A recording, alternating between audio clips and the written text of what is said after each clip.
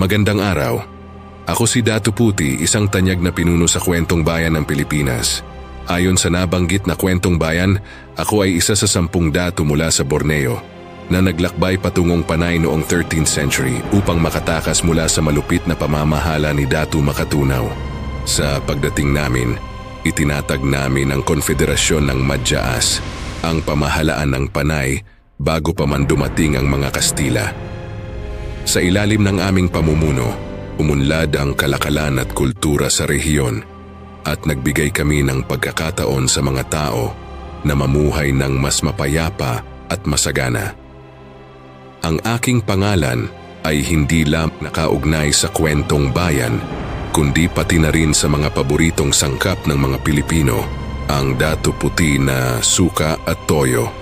Ang mga produktong ito ay naging bahagi ng ating tradisyon at kultura sa pagluluto na nagbibigay ng natatanging lasa sa ating mga pagkain.